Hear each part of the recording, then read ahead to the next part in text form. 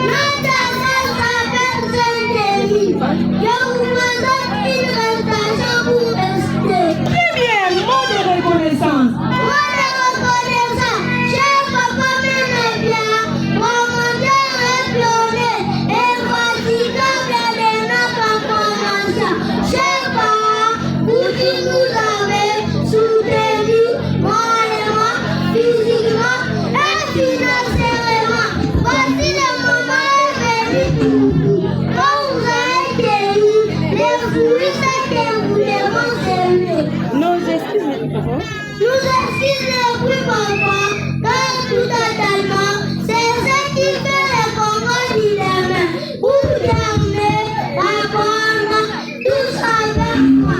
Quand personne ne s'est c'est notre espoir. C'est notre espoir. C'est notre espoir. C'est notre espoir. C'est notre espoir.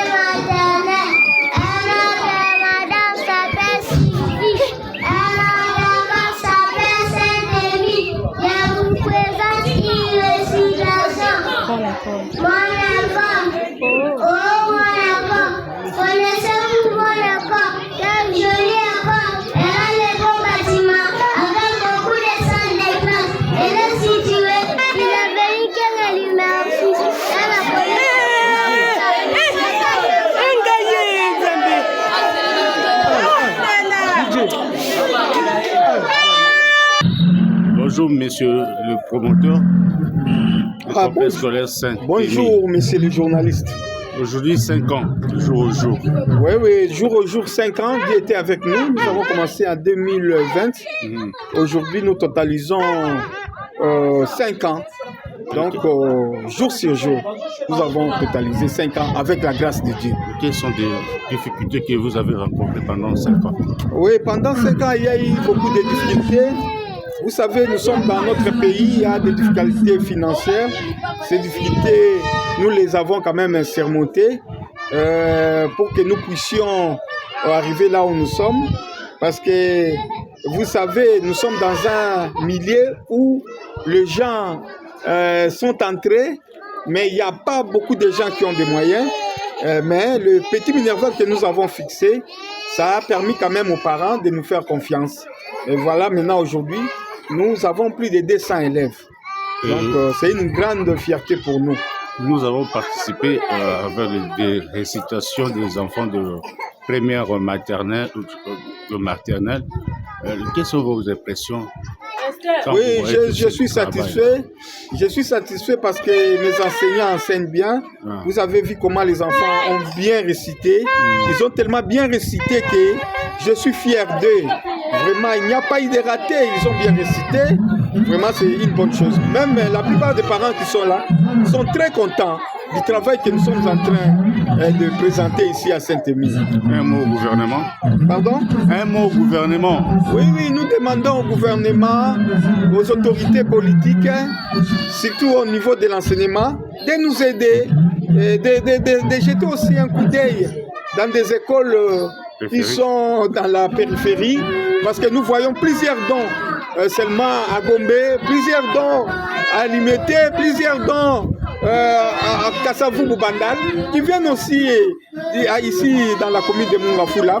Il y a des écoles qui demandent aussi l'appui du gouvernement, parce que nous avons donné du travail aux Congolais qui travaillent chez moi. J'ai plus de 12 enseignants. C'est beaucoup, c'est déjà beaucoup. C'est une petite et moyenne entreprise. Vraiment, merci beaucoup. Merci. Franchement, ne vous laissez pas intimider par ceux qui disent que nous adorons Marie.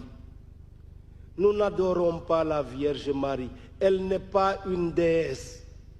Mais la relation que Marie a avec Dieu, aucun être humain ne l'a, parce que c'est en elle que le Verbe de Dieu s'est fait chair.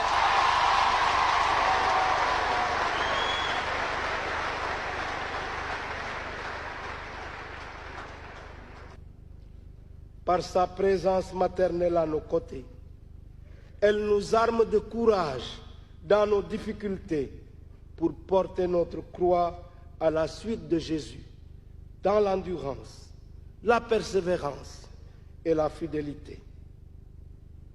Elle nous donne l'exemple de la communion dans la prière avec les disciples du Christ réunis au Cénacle pour que l'Esprit de Dieu se répande sur nous et nous envoie tous en mission.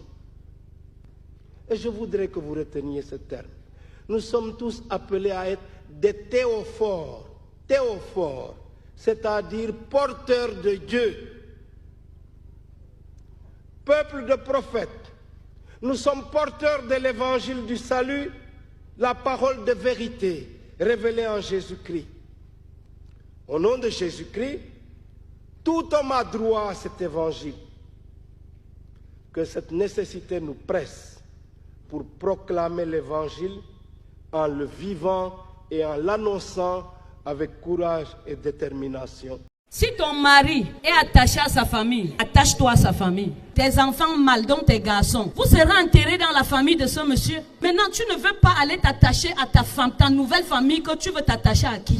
C'est une erreur de s'attacher à sa famille. Attache-toi à la famille de ton mari, c'est là-bas que ta dépouille ira. Le frère de ton mari ne peut pas laisser son enfant de son frère mourir. Même s'il prend quelques biens de son frère, quand ils seront face à l'ennemi, il va d'abord défendre l'enfant de son frère avant d'aller le détester à la maison. Mais quand ton enfant mal va arriver chez ton père, on va le chasser au moment de partager les terrains, que rien ne l'appartient ici. Les femmes, écoutez-moi, retenez ça aujourd'hui. La maman de ton mari, c'est ta nouvelle maman. Tu dois bien prendre soin d'elle, bien t'occuper d'elle. Si ta maman était une maman digne, elle devait faire les hommes. Si la maman de ton mari a fait un homme, ce n'est pas pour que tu viennes les séparer, c'est pour que tu viennes ajouter ce qu'il manquait à leur amour. C'est une abomination d'insulter sa belle-mère. Comme tu insultes ta belle-mère, les femmes de tes enfants vont t'insulter. Arrêtez de dire, c'est la femme qui fait la force de la maison de son père. C'est la sorcellerie. La femme ne fait aucune force de la maison de son père. Femme, sors de la maison de ton père, va te marier, va t'occuper de la famille où tu es entré, bâtis dans cette famille, fais les hommes dans cette famille et deviens une principauté dans cette famille. Si tu ne veux pas bâtir chez ton mari, sors de sa maison. Si tu interdis à sa maman d'entrer chez toi, sors de sa maison. Si tu ne veux pas que ta belle-mère entre chez toi, sors de la maison de son fils. L'argent qu'on prend chez son mari, c'est pour bâtir dans la famille de son mari. Ce n'est pas pour aller bâtir dans ta famille. Les hommes sont malheureux comme ils sont malheureux comme ça parce qu'ils ont trouvé des mauvaises femmes. La Bible dit heureux l'homme qui a trouvé une bonne femme. Et l'homme qui a trouvé une mauvaise femme est comment? Il est malheureux. L'autre va me dire, mes parents m'ont inscrit à l'école pour que j'aille dans une autre famille investir. C'est pour ça qu'il est venu te doter pour rembourser ce qu'ils ont fait. Même si dans la famille de ton mari, les gens sont les sorciers, prie, la sorcellerie va partir. Dieu t'envoie dans cette famille parce que tu es la lumière. Si les gens sont les bandits, prie, le banditisme va finir. Et c'est toi qui serais la source du bonheur de cette famille. Quand tu ancres dans une famille, tu ancres dans cette famille pas comme une petite fille, mais comme une maman. Et une maman est celle qui bâtit ses enfants.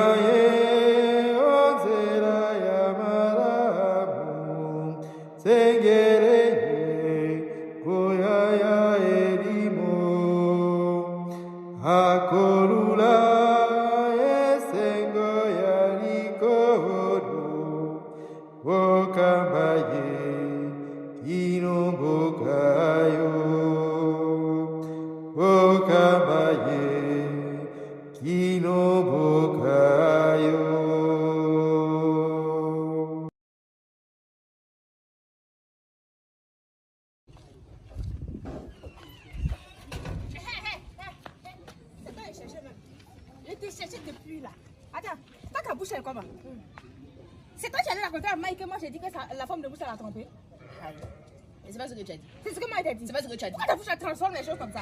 C'est ce qu'elle t'a dit. C'est ce que moi elle a entendu. Comment ça?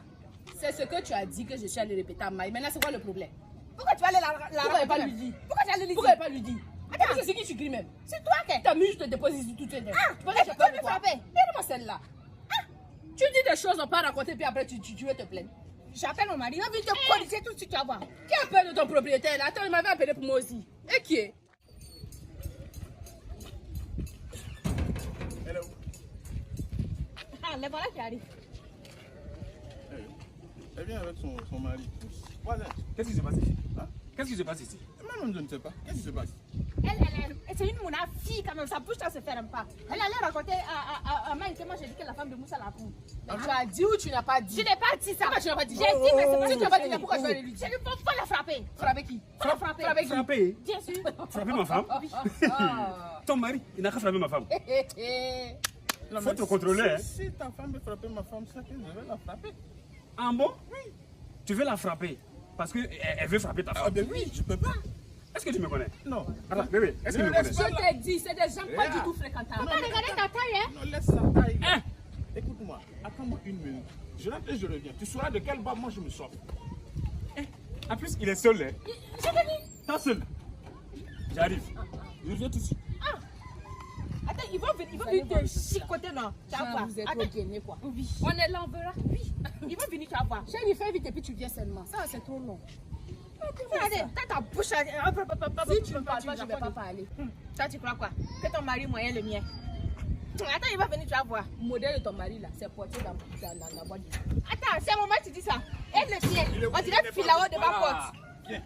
Regardez. Attends, vas-y. Ne fous pas de moi. Hein. Non, tu peux pas, c'est toi, il ne faut pas te foutre de moi. Voilà. Chérie, je vais corriger ton mari. Faut même pas le laisser. Non, t'inquiète, c'est chérie. Est-ce que tu me connais? Non, ma femme m'a appelé pour venir t'affronter à cause de Nafikia. Et je vais te montrer de quel bas je me chante. Voilà. Ma femme aussi m'a appelé à cause de Nafiga que ta femme a fait. Non, il n'y a pas Je suis là pour la défendre. Non, on va gérer ça. Je suis prêt, bébé. Bébé, calme-toi. C'est ça. Oh, Manger des gens. tu penses que quoi? Tu me connais? Tu penses que quoi? Hein? Tu penses que Est-ce quoi? que tu me connais? Tu penses que quoi? Hein? Est-ce que tu me connais même? Donne-moi quelqu'un. Faut ajouter. Vous pouvez gérer. On vous soutient. Elle entend, nous sommes voisins. Vous êtes... Non, attends. Vous pouvez gérer. Non, vous pouvez gérer. Non, allez-y. On vous assiste on va voir pourquoi? On va les assister. Voilà, on vous assiste en esprit. En esprit. Oui.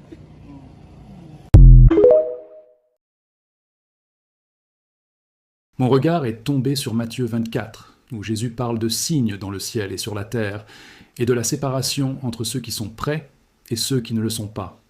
Chaque verset semblait correspondre à ce que j'avais vu.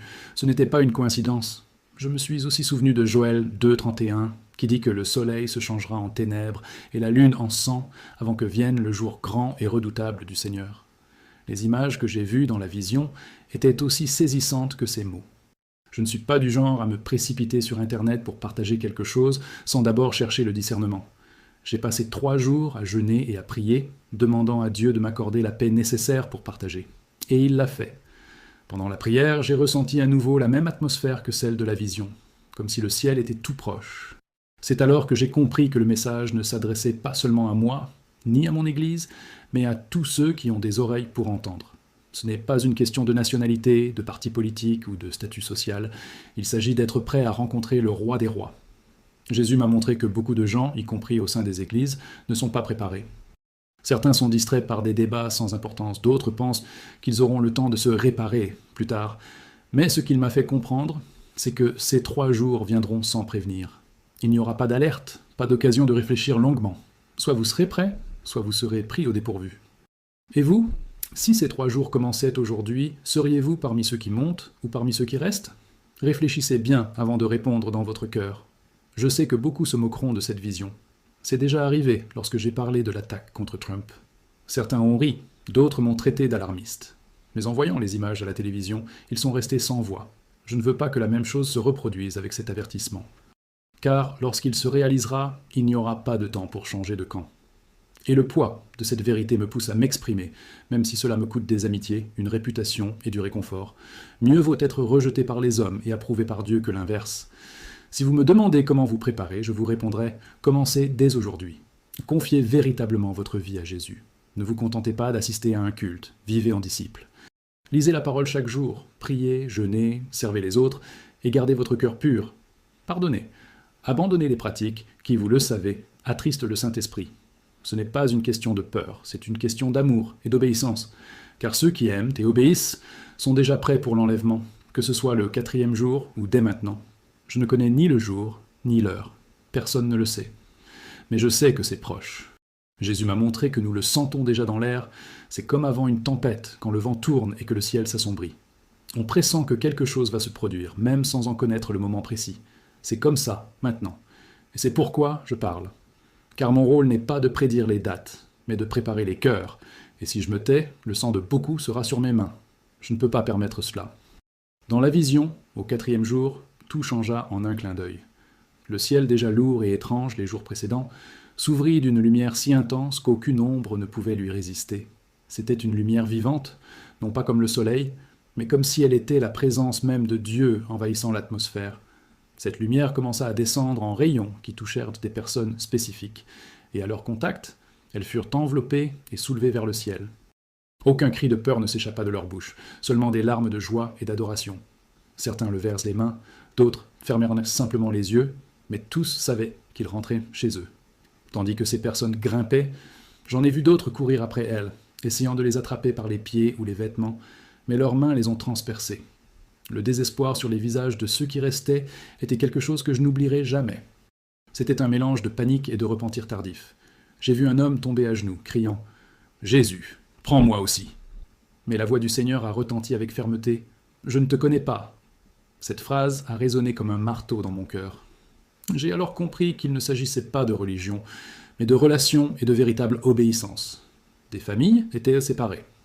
J'ai vu une mère grimper tandis que son fils adolescent, resté derrière, pleurait et essayait de la rejoindre. J'ai vu un père être emporté tandis que sa femme, restée, criait son nom. C'était une profonde coupure, sans anesthésie. Et Jésus a dit « Je ne suis pas venu apporter la paix, mais l'épée. Aujourd'hui, je sépare les justes des injustes. » Ces paroles étaient dures, mais nécessaires. Il m'a fait comprendre que l'enlèvement est aussi un acte de justice divine, où chaque choix fait dans cette vie révèle son fruit éternel. En observant, j'ai remarqué que le bruit ambiant avait changé. Un léger chœur venait d'en haut, comme des voix chantant quelque chose que je ne comprenais pas, mais qui transmettait paix et sécurité. Au même moment, sur terre, il y avait des cris, des sirènes, et même des blessés dans la confusion. J'ai vu des chefs religieux que je connaissais prendre du retard. Ils prêchaient, chantaient, et même organisèrent des événements, mais Jésus ne les acceptait pas. Et il m'a dit « Ils m'ont servi des lèvres, mais non du cœur. » Ils recherchèrent les applaudissements, pas ma présence. Le contraste était saisissant. Ceux qui s'élevaient étaient en paix absolue, même s'ils laissèrent derrière eux des êtres chers.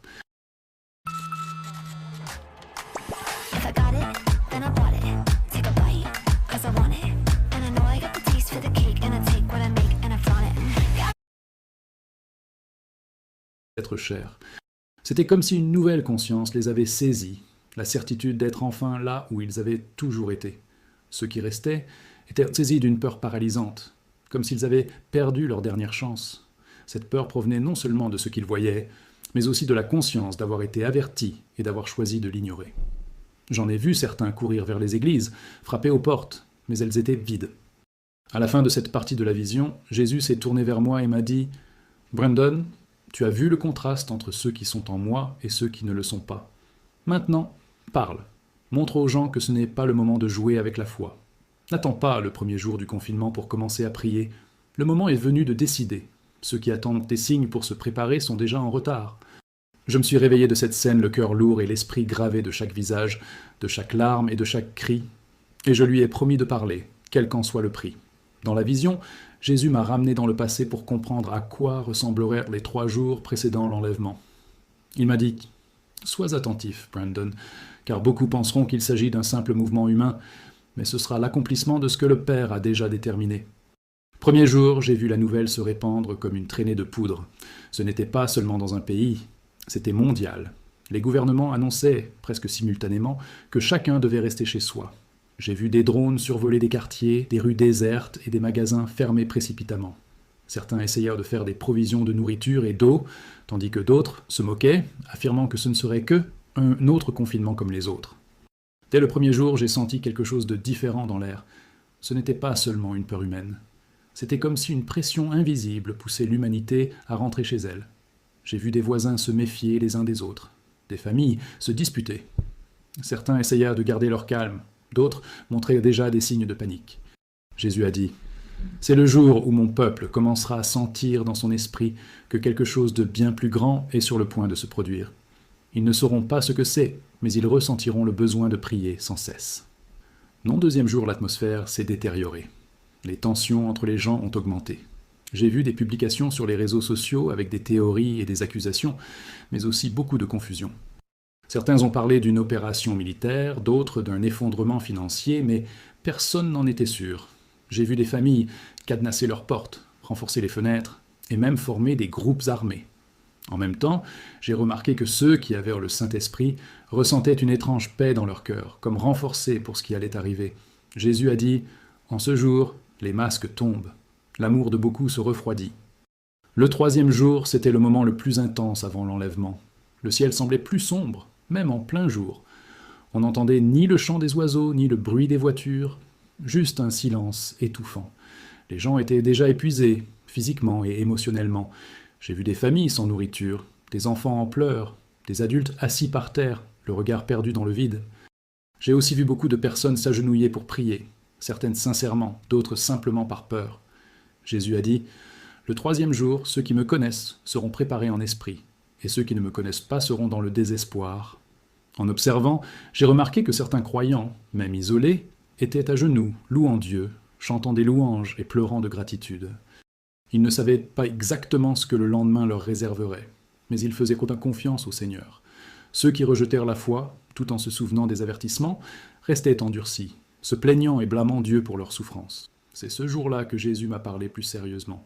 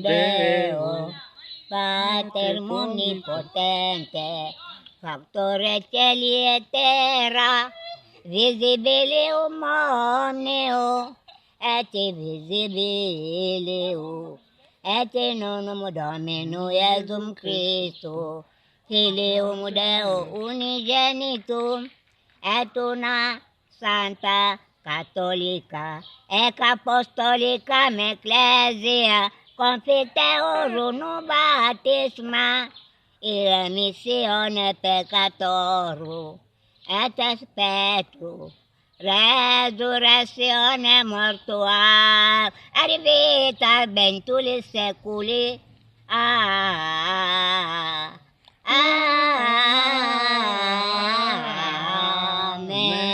Panem de cielo presidestiei, omne delectamentu siabente, oremus. Déposé à Kitambo où se trouve l'état-major, Kitambo Babylone. En face, il y a un terrain là-bas, avant d'arriver au PCL central, là où on distribue le carburant de l'armée. Quand vous montez vers l'entrée de ma campagne, Il y a l'état-major à droite du corps des troupes de transmission. Ils ont besoin de qui? Eh bien, de tous les ingénieurs en télécommunication, tous les ingénieurs en électronique, tous les ingénieurs en radiotransmission, les ingénieurs en informatique. Vous devez, comme je l'ai dit, déposer vos dossiers à l'état-major qui se trouve au niveau de Kitambo, Babylone. Enfin, le service de communication et d'information des forces armées que nous dirigeons, nous avons besoin de licenciés en sciences de l'information et de la communication dans toutes les filières possibles, que vous soyez de la communication sociale, de l'organisation, des filières de journalisme. En tout cas, si la chose vous intéresse, venez déposer votre dossier à l'état-major du service de communication et d'information des forces armées. Il y en a qui sont déjà arrivés, qui ont déposé leur dossier. Et l'état-major du service de communication et d'information se trouve à côté de l'ISIPA, sur l'avenue Chaoumba. Nous sommes avec les corps de santé sur la même avenue. Et à côté de l'ISIPA, si vous y arrivez, le service de communication et d'information des forces armées, on va vous indiquer. Nous avons également besoin des ingénieurs informaticiens, des diplômés supérieurs en montage numérique, en prise de vue, vidéo et photos. En tout cas, on a besoin de tout ce monde-là. Si vous lisez les communiqués, vous allez avoir tous les détails. Je l'ai effleuré. C'est pour étoffer les effectifs, ces forces et ces corps et services en spécialistes.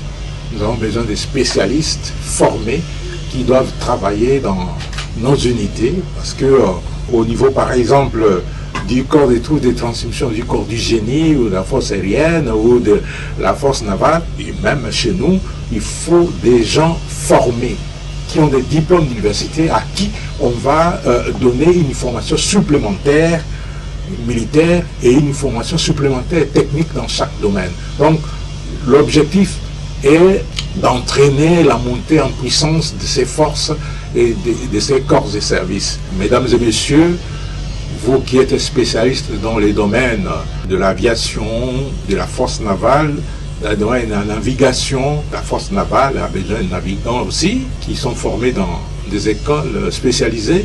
Vous qui êtes les communicateurs formés dans les universités instituts supérieurs, vous qui êtes les informaticiens, les ingénieurs informaticiens, les techniciens en informatique et dans d'autres domaines qui sont concernés ici, l'occasion vous est donnée de venir servir la patrie sous les drapeaux.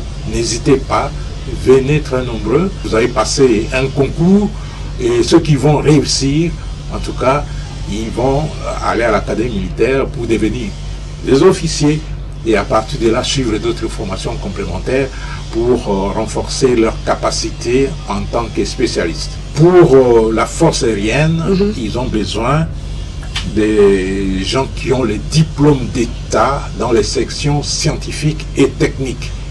Et l'âge minimum c'est 18 ans et l'âge maximum c'est 23 ans. Pour les autres, c'est entre 23 ans ou avant 24 ans et l'âge limite c'est de 25 à 35 ans. Il y en a qui acceptent 33 ans, mais nous, ici au CIFA, nous limitons à 35 ans, c'est l'âge maximum.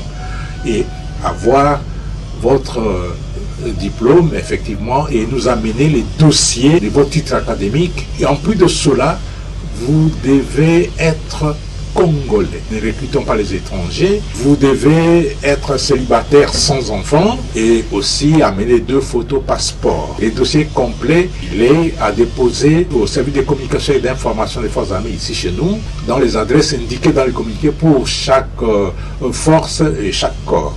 La fonction militaire, c'est une fonction trop exigeante. Et pour devenir militaire, il faut être physiquement, mentalement, médicalement apte. Ça, c'est l'une des... Yango, essayez Kani. Baninga na koka moi, bangi na Kinshasa, ikominde tipima na ndona. Okomile lo moibi, ezali bangi moto ezotinda kayo ibi. maloba tika bangi okomi lelo kuluna yebeza bangi moto ezotindokoma kuluna tika bangi nayembaka kitoko mpona bangi ye stare nini na Kongo amelaka bangi te ata na mbula na konwale tika bangi musuku ekoti na nganda ezali bangi moto ezotindo vanda na nganda tika bangi Kabila na kinga kati ebela bangi alona na simanda kune tika bangi